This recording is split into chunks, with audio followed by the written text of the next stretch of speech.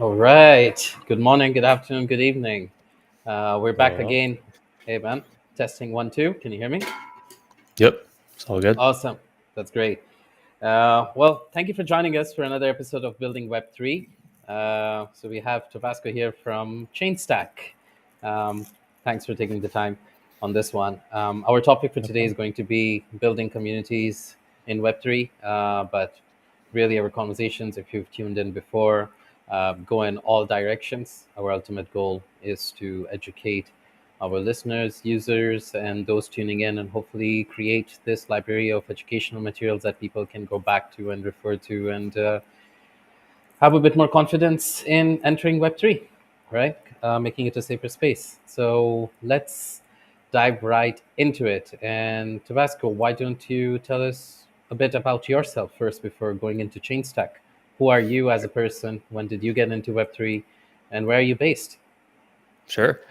Yeah, so I got into Web3 about probably 2 years ago at this point. I first got into Web3 kind of as an investment. So I started with stuff like Dogecoin and like Bitcoin. I just wanted to like make a bit of money.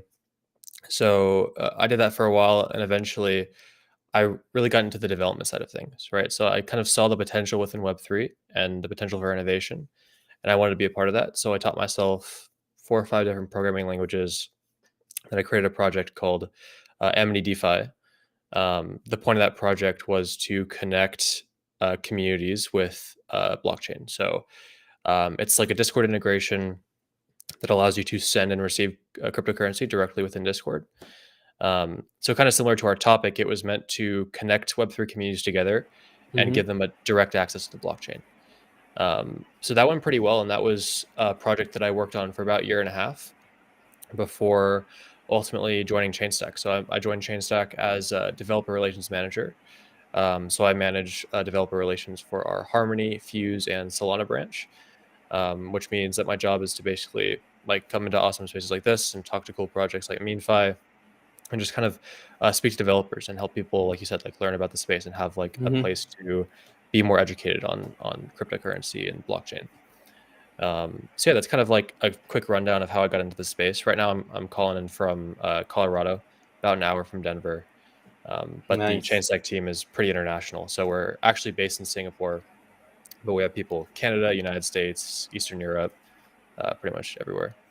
Nice. It's a global team, pretty much like Mean, I guess, in its own way. As I'm based in Asia, but the rest of the team is in US, some in LATAM, some in Europe. So quite diversified. I think that's the beauty of Web3, isn't it? Like people just come together from all aspects of life and all around the globe.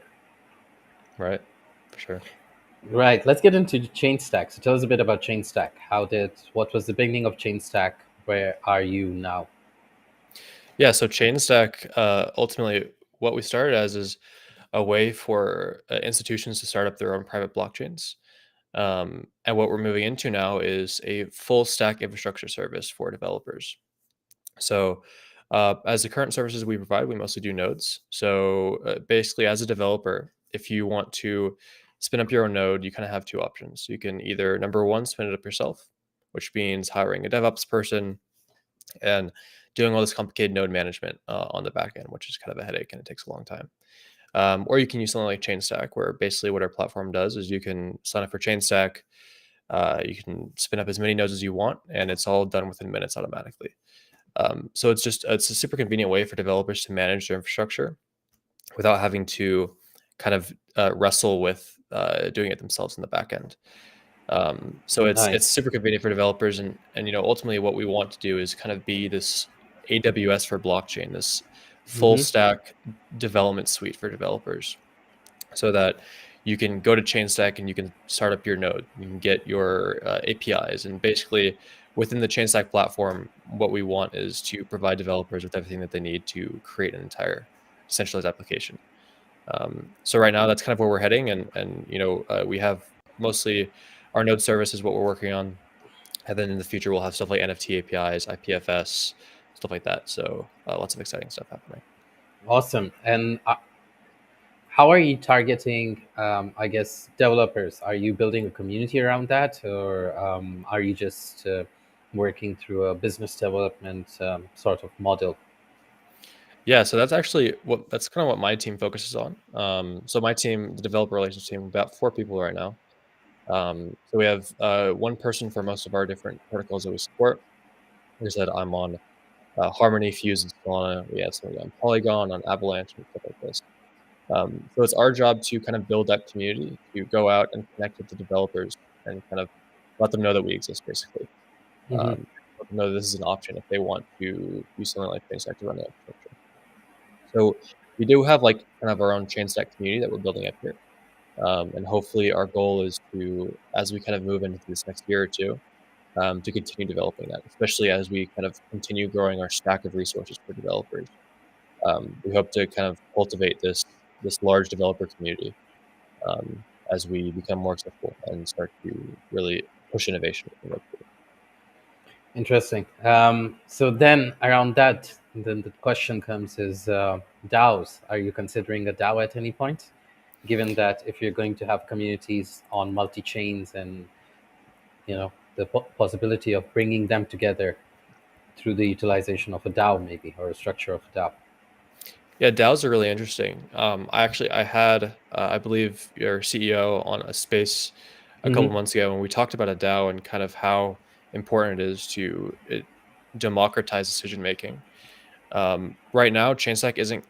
We're a very centralized traditional company structure, in that we have like our CTO, we have, you know, a kind of what you see in most Web 2 companies is kind of how we structure things. Hmm. So it's kind of hard right now to move from that to something more decentralized. But I think so, as it is for the foreseeable future, we plan to stay in that model. Just as the nature of our service, it's very centralized in how we kind of handle it. Um, so yeah, right now no DAOs, but we're all really big fans of the DAO model, and I think it can really change the way that we interact with not only the internet but making decisions within different companies. So big fans of it, but Chainstack itself, not for the next year or two, probably. Nice. So what's Chainstack's vision for the year to come or the next year and the year after? Yeah, so right now we have just like within the next year, we have a ton in the pipeline. So like we have NFT APIs that are currently being developed. We have like IPFS, just a bunch of different stuff. That's just will add to that ultimate vision of being that developer stack. Um, Hmm. but ultimately, like I said earlier, is right now it's very tough to get into Web3 as a developer, especially with higher level stuff like infrastructure. It's just a lot to manage. So I believe that one of the biggest roadblocks right now to achieving mainstream adoption of Web3 is ease of onboarding for developers. Hmm. So that's kind of our goal, is to get rid of that roadblock and to make onboarding developers significantly easier. Um, so if you're a Web2 developer, what we want is that you can go to the Chainstack platform, you can sign up, and with Web2 knowledge, you can very easily smoothly onboard into Web3 development, because all of that like extra stuff like node running and like APIs and file management is all covered by Chainstack, and you don't really have to think about it, right? It's just all done for you. Hmm. So that's our goal. We want to help alleviate the roadblock of complicated development, um, and hopefully push Web3 towards the mainstream by doing so, right? Give developers the tools they need to continue to Hmm. innovate and push the space forward. So it's almost like creating an infrastructure and ease for upcoming projects, developers to be able to explore Web3, actually build on it, and Exactly. nice, really interesting, similar to what we do with the payment streams. Cool. And then coming, really interesting, like it. Um, Coming to our topic of today, I think, which is around this pretty much the topic that we've been talking so far about is community and the challenges and opportunities. Let's talk a bit about that. Let's start with opportunities in how you as Chainstack see it, or even you as an individual see what are the opportunities to onboard, more Web2 users onto the Web3 space, get them utilizing Web3 solutions, products, and protocols. Yeah, I think so. Like, first of all, a Web3 community as it is, it's very tight knit, and it's very indicative of early internet, right? So it's kind of like an in group of people, and ultimately, I think there's a ways to go before Web2 people feel comfortable moving into the Web3 space. I think there's a few things that need to be changed before we get to that point. Of course, number one is like just ultimately ease of onboarding, similar to developers. I think once we onboard developers easier by proxy, that'll make easier to onboard users. Mm-hmm. Like right now, it's tough to expect like your average person like get a MetaMask wallet and get like a Phantom wallet and like manage all this different stuff and connect to these different dApps and like be mindful of their security. It's just kind of like a lot to handle. So hopefully, what I think is that the community and the developers in this community will hopefully innovate and kind of move it into how Web2 is right now. Right, Web2 is very easy to get into. You sign up for one Google account and you have access to most softwares, right? I mean, Just it's everything, all the right, DApps, all the apps, right? exactly, yeah. Mm-hmm. So that's that's what I want to see, and I think that once we achieve that point where it's like a single point of sign on, you can sign on and access Web3 and participate very easily. I think that's whenever we'll see a huge expansion of the community, and we'll see your average person getting into Web3. Right now, it is very in groupy. It's Mm-hmm. just enthusiasts, it's just software developers, it's people that are very passionate about the space. But I hope that that'll change, and I think that it will, especially within the next. I'm thinking 3 to 5 years before we start seeing that. But I guess it'll depend on the developers. Yeah, I think so as well. And then there's also products that can make that happen, right? Like one of the things that I see just from the top of my mind here is multi-chain wallets. So Right. rather than having a MetaMask that's only compatible with EVM and now BNB, or another wallet that's only compatible with Solana, multi-chain wallets would almost be the first point of entry for a lot of these users. Exactly. Yeah. Multi-chain is a big roadblock, and I think having more multi-chain applications is huge because, again, it's like especially within non-EVMs, like Solana to Ethereum is tough, especially for Hmm. your average user because everything's different, right? It's a different wallet, it's different marketplaces, it's different, just everything, right?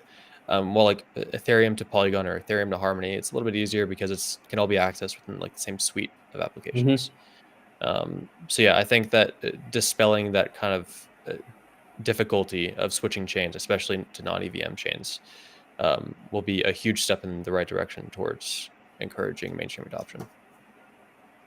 And about the challenges, let's talk about one point on the challenge. Like, what's the current challenge that you see with communities getting into, Web3? I wouldn't even like put it as crypto because crypto is narrowing it down to quite a bit. Uh, yeah, just into Web3. Yeah, I think beyond like the fundamental part of just like difficult onboarding, I think that number one, like the sentiment as it stands around Web3 is kind of difficult, especially because security has had a lot of challenges in the past few months, or even few years. I mean, we've seen every month. I feel like there's like a multi-million Hmm. dollar hack.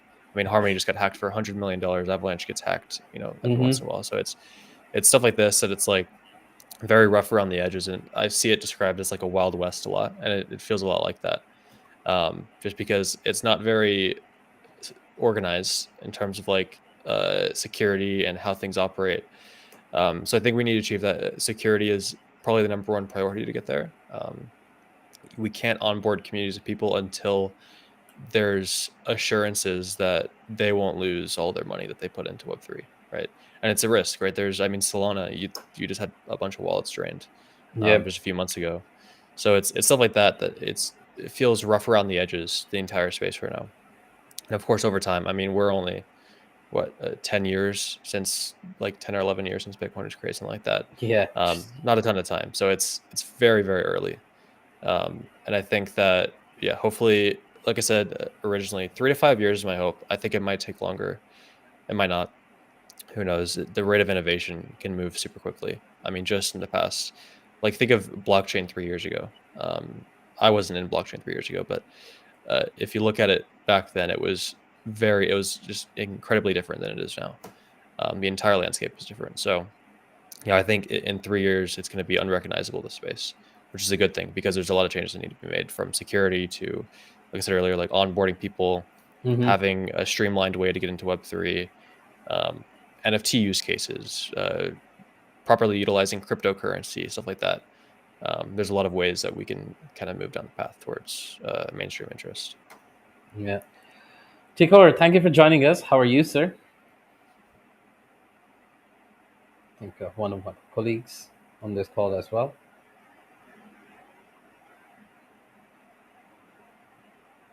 You might be mute, so you might need to unmute your mic. Yep, I was. All right. Welcome to the Happy show. to be here. Hello. Sorry for the delay. I was a little bit having a little bit of issues with being able Tech. to join the session, but everything's now good now. Awesome. Well, I think you missed some of the fun part, but nevertheless, thanks for joining in. Let me ask you the same thing, Tikor. So, one of the questions that I asked Tabasco is we started with the opportunities around onboarding new users onto the Web3 space, especially the Web2 users. And then we shifted the attention to the challenges. One of the very interesting points that he made was about security and education. What else would you add to this? Well, as soon as you were asking the question about the challenges, I thought the exact same thing, based specifically on the heavy hits that the entire ecosystem has incurred. Not we've also incurred an issue with the market itself just going to the ground, let's say. But beyond that, that is something we can control. But the security issue is definitely the biggest one. As a new user, you tend to have an issue finding out how to join a community. How to start is probably starting off in crypto is one of the most complex subjects that you can start something in, and you are completely humbled when you try to join in and like start dealing with crypto. So a lot of that has to do with the security, the lack of knowledge on how to stay safe, to avoid scams, to to join places that are taking security into a big consideration and will protect your assets and the community as a whole. So it's a little bit of a two-sided thing. That the security is for me like 90% of the issues, because unfortunately Mm-hmm. people don't tend to hear the good things that happen too much. Like good news don't propagate that well, that efficiently. Uh, but the bad things, they're just celebrated basically by media. It's like That's they're such placing a valid point. Yeah, yeah. It's. I yeah was having a they're conversation. placing bets on something going awry in the crypto ecosystem.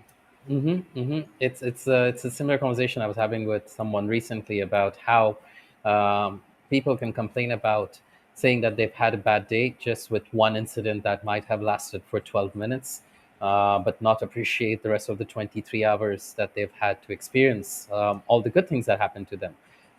And we see that in media as well, like where negative news seems to be more in demand and easily generated with all this clickbait headlines and tags and quotes, and they go viral much faster as opposed to the positive impact that the Web3 has been creating and continues to create through products, solutions, collaborations, and community.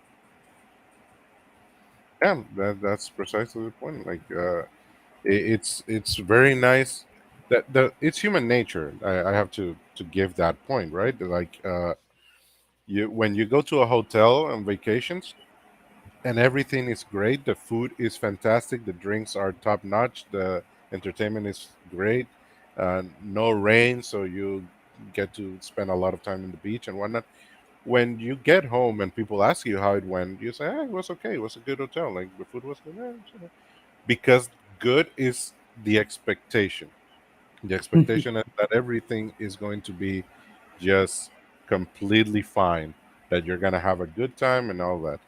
But as soon as you find a cockroach in your room, the first thing that you will say to anyone that asks you about your weekend, regardless of the hotel promoting you to a presidential suite because of the issues, you're gonna talk about the cockroach.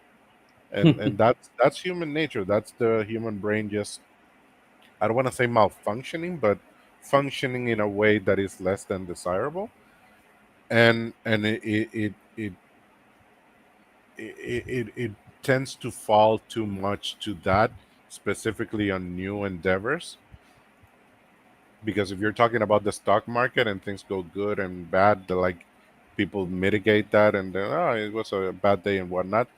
But this, since it's relatively new to the common user, Mm-hmm. still anything is just a calamity. Like what happened in the stock market a couple of months ago, that everything just went to the ground. Mm-hmm. Now it's seen like, oh yeah, that happened, and it's not like not a big deal. But because it's happened before, because people understand that it's part of the entire thing. But in crypto, it's like yet another reason not to trust. And come on, like you need to be a little bit more perspective, open minded on on things, and not like be cheering for things to fall apart. And even the funniest part is that regardless of how much traction that type of mentality has, it never actually gains much traction because we're still here, right? Mm-hmm. Yep, exactly. And on us being here, this is a good point. I was thinking about it. Security and regulations. Now, this is a thought that comes up quite often, even in different debates and conversations, right? Tabasco, like you were talking about security and education. And it's almost this shadow in the background about regulations, even especially now that it's become even so more evident in a way that CBDC is coming out and governments trying to form some form of regulation or control over crypto initially, but I think that regulations will pass on to pretty much every project, developer, community in Web3 at some point or another. Do you think there might be a direct influence of how much regulation exists or is needed in this space as a to the amount of security that can be guaranteed to users? Yeah, I think regulation is kind of a weird. It's kind of a looming threat almost, right? I feel like it can definitely mess up a lot of like where we want to be, depending on what the regulation is, of course. Like I feel like regulation, like Tornado Cash, it's kind of a neutral thing because, of course, Tornado Cash enabled a lot of bad, but at the same time, it kind of like messes up the whole idea of like permissionless access to things, right? Because when a central body says you can't access this, it gets rid of kind of the core idea here, which sucks, right? So it kind of sucks to see that. But I think regulation isn't 100% a bad thing. I think I would like to see the least amount of regulation within this space, but at the same time, I think paired with good security practices, they can get rid of a lot of scams and whatnot. Right? If you can have And a lot of the actual need for regulation. Yeah. right, yeah. So like yeah, high security is one thing, and once we have less, I think a big reason why people want regulation or why the government wants to regulate the space is because of the threat of like low security, right? So like, of course, security right now has a Hmm. lot to be worked on, and it's the fact that every month there's $100 million hack or there's a $50 million hack or whatever that makes the space seem like it needs regulation. And I think that if we can continue to do our security well, and I think that if we can improve upon that, just as like a community, hopefully there will be less need for regulation. I think it's pretty inevitable at this point. It'll happen, and it'll mess up some of the core ideas for Web3. But I think that it won't stop us from getting to where we want to be, as long as the community takes charge and like gets rid of a lot of the problems that regulation wants to solve. Because I feel like it's not a proper solution to a lot of these problems, right? Hmm. Like regulation is not a way to solve some of these hacks. I think better security is. So hopefully, I think it's a time thing, right? So if we keep getting hacked for $100 million every month for the next 2 years, regulation will come in full force. But hopefully, if we can improve security and make hacks far less prevalent, which I think is definitely possible, there's a lot that can be done to improve security. It's not like these things that like the Harmony hack, for example, was a very classic way that it was hacked. It was just social engineering, is what people think Hmm. at least. I mean, just somebody clicking on a bad link and they got backdoor access or whatever. And it's like simple stuff like that. It's not difficult to improve upon that and make sure that that doesn't happen. So yeah, I think hopefully we'll be seeing that. Like I met with some security auditing firm not too long ago, and we were talking about the importance of security. It's like Hmm. every smart contract needs auditing. Every smart contract needs to make sure that it's secure. It's every part of Web3 that needs to be the number one priority above like base functionality. You need to make sure that the users using your product won't be hacked or whatever, right? If it's not secure, then your product, it doesn't matter how good your product is at the Mm-hmm. end of the day. So yeah, security is super important, and I hope that moving into like the next 3 or 4 years was the time span that I originally gave for mainstream adoption. I think at the same time that core innovation on the products is made, I think that core innovation in terms of security will be made as well. Um, so at least I hope so, because if it doesn't, then we'll definitely see a ton of regulation within the space, which isn't a good thing. So And more intense regulation, not just like more regulation, but far more intrusive. right. Yeah, that almost brings to question like how we started this conversation about the ease of onboarding Web2 users onto Web3.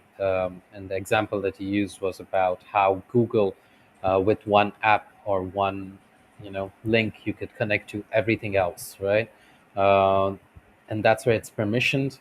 That's where it's not really trustless and it's not transparent, and they have access to data. And it might seem that I don't know. What are your thoughts on this? How does the community? Would you? Okay, let me rephrase this. Um, as a user, would you be comfortable sharing your information in Web3 uh, for better security, or would you rather have your anonymity and risk the security? I, th- I think I think the great thing about Web3 is that there's options for that, right? So like people that are very secure or privacy conscious, which I know a ton of people that are like that, um, they have the option to use like super secure chains, stuff like that. Myself personally, I'm not very privacy conscious. I think that it's Hmm. important to keep in mind, but I would prefer having a secure point of access rather than like entire full privacy, right? Full Hmm. anonymity. Um, like already, I mean, I'm doxxed everywhere pretty much, so it's like I don't value it as much as a lot of other people that I know do. But I think the great thing, especially as we continue innovating, is that you won't have to use the less private option to access Web3, right? There's like multiple points of access. So like the mainstream people and people like me, we can use that single point of access that might be less private but secure. While people that are more privacy conscious can use chains like Findora or like Monero or whatever they want to do. That really ensures that everything they're doing within blockchain is, it's zero knowledge, stuff like that. Hmm. Um, so yeah, I think that me personally, I'm not super privacy conscious, but hopefully we'll maintain options for people who are. And I think it's a big need. A lot of people are. There's entire chains built around it, right? Yeah. So it'll definitely be something that'll be kept in mind and as an option, but I doubt it'll be the main focus moving forward. Tigor, what's your take on this? Privacy first or security first? Or do you think it exists where they both go hand in hand? Well, the goal is always going to be for it to go hand in hand. Like, I don't see any issue why it can't be going hand in hand, and especially in the future if we continue to innovate the way we normally do. Uh, but how to say, like, the thing with the anonymity and keeping tracks, I'm in the same boat. Uh, because I think it's one of those values that a lot of people like put so much weight into it, but it really has not that much impact as people think. Like security, like you normally want anonymity to be secure, to be safe, to protect your assets, to Hmm. protect your wallets, to protect your accounts, your emails, things like that. That I understand, but that falls into security. The anonymity itself, like I'm not that important. That's how I see it. Like I don't really care that much about it. If a company has my email or something like that and starts spamming it, I block it and things like that. Like there are ways around it. It's bothersome, but it's not an actual problem. Like your account being wiped. Like Hmm. the severity of it is from earth to the ground. Like it's just too much unless you're a public figure of some sort. Then I'd understand the Hmm. value that some people put it, but I think honestly that is some type of fallacy. that a lot of people like make it more of a grand issue than it really is for the average user, especially when we're comparing it to something like security, which is, to me, the obviously the most important part of it. Hmm. Yeah, which comes to the smart contracts, right? Pretty much that's where it kind of lives, more or less, in a way. Um, yeah, interesting. It's almost just like the story of the cockroach that you shared a while ago. You know, people Yeah, amplify it more than it's needed to be. Yeah, talking about community.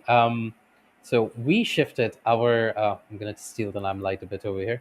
Our DAO to on-chain governance recently, and I wanted Tikur to maybe kind of share his 2 cents around that. Like so far, what has the experience been like, and also why on-chain governance?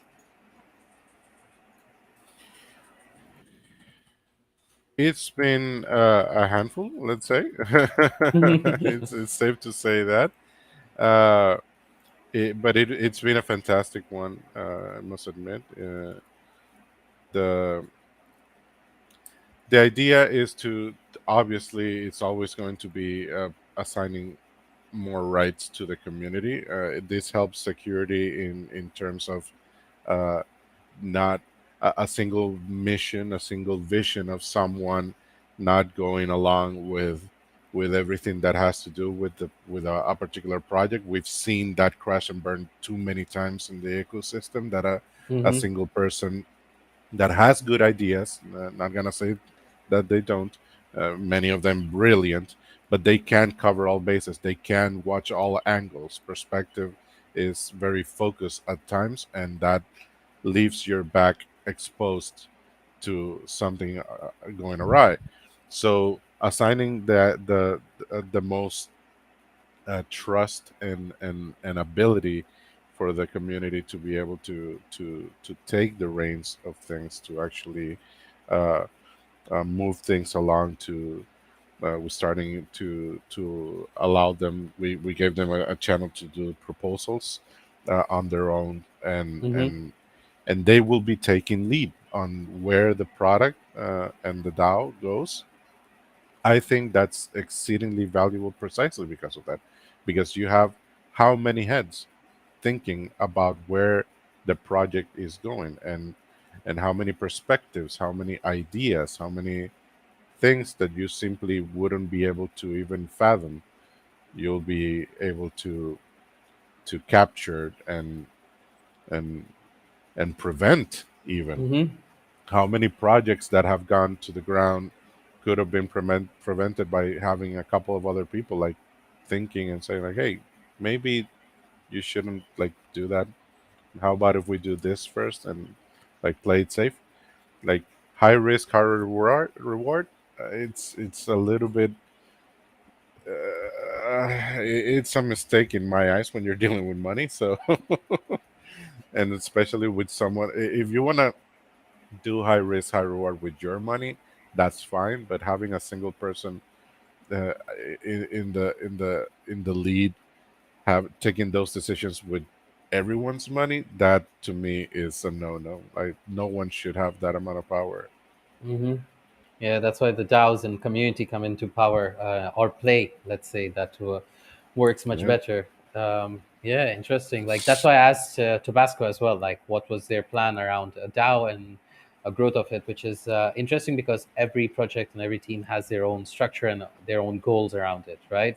Um, when it comes to Chainstack's expansion and outreach to projects and teams building. So what's your current strategy, or how are you approaching that?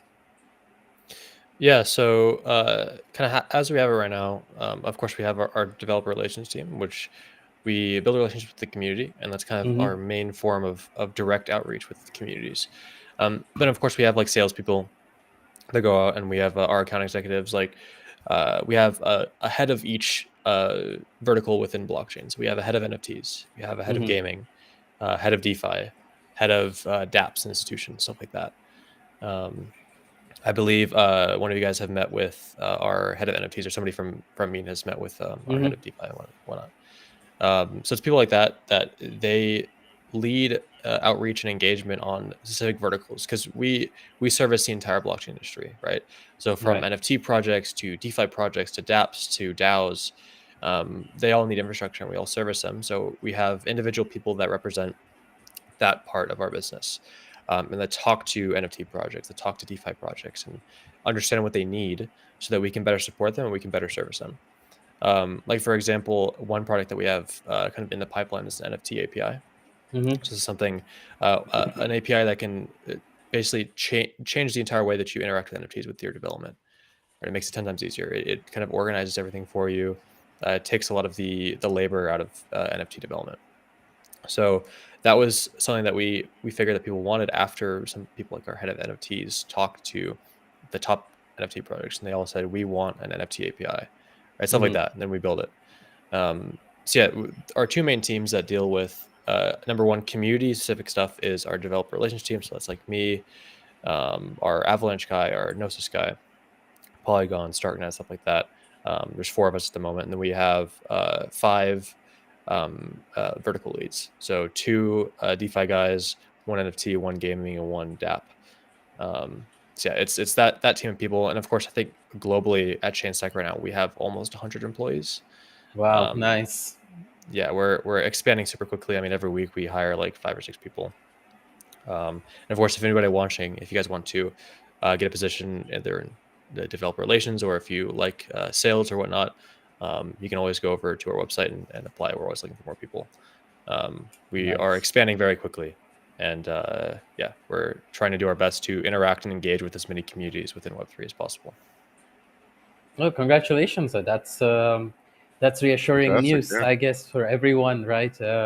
Given growth in a bear market is exactly what is even more solidifying by saying you go here for the long term.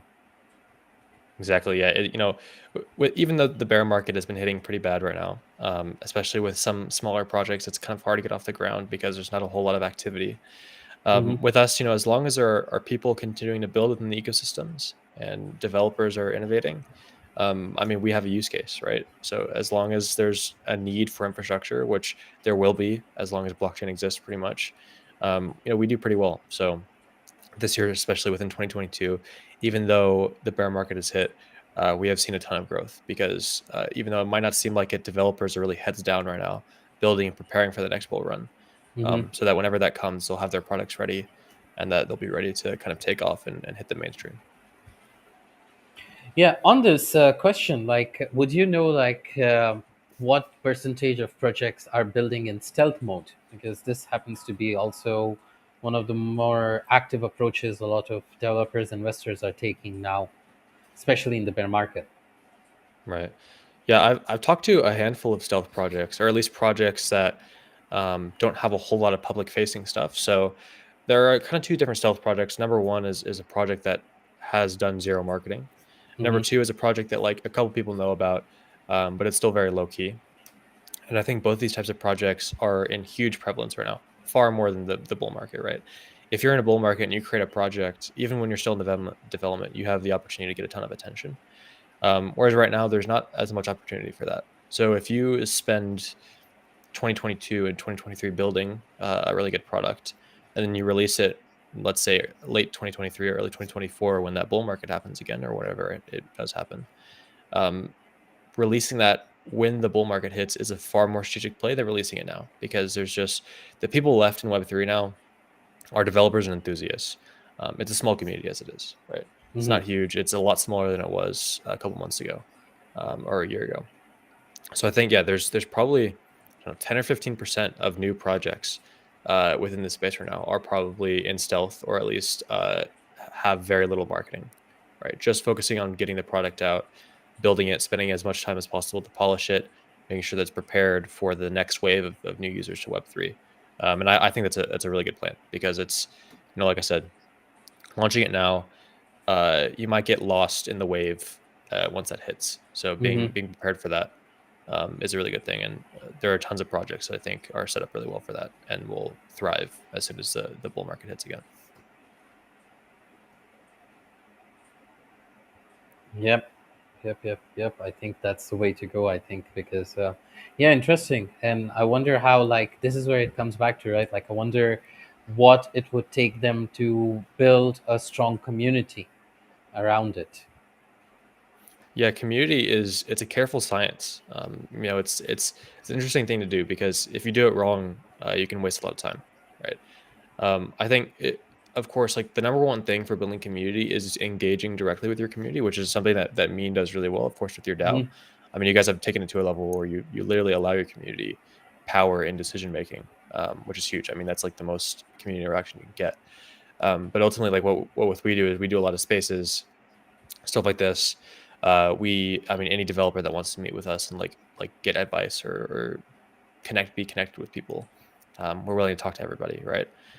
Anybody that wants to get into the space, we'll talk to stuff like that. Where it's like running events is really good.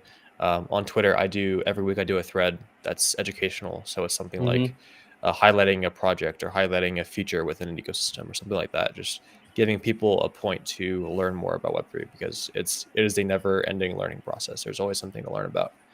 Um, so yeah, educational material is a fantastic way to cultivate a community. Events are really great. Just kind of being there and being open to discussing with people is huge. I've seen tons of projects and communities that the core team or the people leading the community aren't very accessible, so they're not Hmm. willing to engage or not willing to run events directly with their community, and ultimately they're not super successful. Their communities are a lot of the time artificial. So organic communities, the number one thing to do with that is be prepared to engage and really treat your community like what they are. I mean, your community makes your project, right? Hmm. Which is exactly how they should be treated, right? These are the people that are the reason for your success and for your project success. Um, so they should be treated as such through events and through everything. Yep, true on that. Tikor, any advice on other ways of how to grow and retain a community? I think the best thing that you can do for a community is not only to be there, but to make sure that they know that you're there for them. And Hmm. the best thing about the communities in this ecosystem is that you're trying not just to have a community to spend the time and share information and things like that, but you want them to do well. You literally want them to improve their station in life. You want them to earn more money, to uh, invest in new opportunities, to take control of a particular project, a particular app, anything that you're doing. It it's a lot easier to, or it should be a lot easier. It turns out that it's not that easy to let them know that the purpose, the idea behind all of it is for them to participate the most and to take everything that they can and take the product to new heights. Hmm. So the the the beauty of it all is that we have that additional tool that it sometimes uh, a lot of projects fall to their faces because they start just giving money left and right, and that works to a degree. It definitely it catches a lot of attention, but if you think about it, it doesn't necessarily bring you the type of people that you want in your community, Hmm. and B, it also doesn't affect the real message that you really want to have for your community, which is we don't want to give you money. We want you to learn how to make money for you. And when you find ways to actually impart that message to them in a way that, like we were talking about this a couple days ago, Hmm. that it doesn't seem like a chore to them, that it actually looks like something they want to do, and that it maybe it's not fun like playing a video game, but it's definitely more fun than going to work, for example. Yep. So if you find a way to deliver your message in such a way that they capture that, then the community will bloom even better with people that you want, because it's going to be the people that are going to put the hours. There are people that are going to engage that are going to answer questions, that are going to promote your product, that are going to help the new guys. Like this ties in perfectly with onboarding. Like Mm-hmm. you you you want to have a team that is there for to help anyone, but it's a lot better when someone comes in and a mod doesn't have to do anything because the community doesn't give them time. Mm-hmm. Like a person comes in and starts asking things, and they have 10, 20 people just answering all of them, and just giving them like ideas on how to be safe, how to get a wallet, channels on YouTube to get a little bit more information and things like that. And your mod, like 5 minutes in, checks that there's a new person. It's like, oh, wow. Mm-hmm. Like when you have people that are driven by what you're doing, by the idea behind it, and by the roadmap, the what they can foresee the project going into and growing into, then even onboarding is going to be a lot easier. Very valid points there, Tikor. Yes, quite. We've had quite a few conversations around it. I think we'll be having many more around that. Tabasco, coming back to this, since there was a very valid point there, amplifying your message and shilling a bit of your project. So not so about shilling. As we get closer towards the end of our show, there's a few questions that I usually ask our guests. Right. One of them is, how can we help? And two is, really, how can we help? Tell us so that we can then leverage the power of our community to hopefully be able to have even a little impact in the right direction for you. Yeah, I mean, right now the best way to help with Chainstack is to participate in the community that we're planning on building here, that we're Hmm. working on building. So like our Twitter account, Chainstack HQ, we've been working really hard to get some cool posts out, and of course our marketing team and our developer relations team, we were working on like a couple events and stuff like I mentioned earlier, like community cultivation. Hmm. So participating in like looking at our stuff, and potentially even if you're a developer, heading over to the platform and giving it a try. This is all stuff that's always super helpful for us, and it helps us kind of reach our ultimate goal of being this like mainstream developer onboarding tool, and providing developers with everything they need to get started within Web3. So, yeah, if you're a number one developer, feel free to give our platform a try. It's completely free to try. Or number two, if you're a community member or you just like engaging with the Web3 community, then heading over to our Twitter and joining our Discord and engaging with the stuff that we put out is always super helpful, and it does a whole lot to kind of bolster our reach within the communities. So yeah, both those things can be pretty huge for us. Cool, awesome. Yeah, just shared your link over here on the video as well, so that the followers can start finding you first on your Twitter, and then hopefully start engaging a bit more with you and getting you the results that you need. Connecting with the right developers, the right projects, and amplifying your message and solutions a bit further. Awesome, I appreciate that. Awesome. Mr. Tikor, any closing thoughts before we wrap things up? And then I'm going to pass the mic on to Tabasco before this. No, it was very nice being here for the first time. Thank you for the invite. I think the information was spot on. I look forward to also joining your community, Tabasco, and seeing, uh, helping you grow your community. That's the beauty of the community in blockchain. Like if one project does well, everyone does well. Like we can literally help everyone uh, do well. That's the main goal. So I look forward to that. Awesome, I appreciate it, man. Awesome. Tabasco, appreciate your time, and really enjoyed having you on the show. Till next time, I guess, speak to you soon. And thank you to all our viewers and listeners. Um, Tune in as we announce our next guest towards the end of this week. Thank you very much, Thanks for having me, guys. man. Have a good one. Cheers.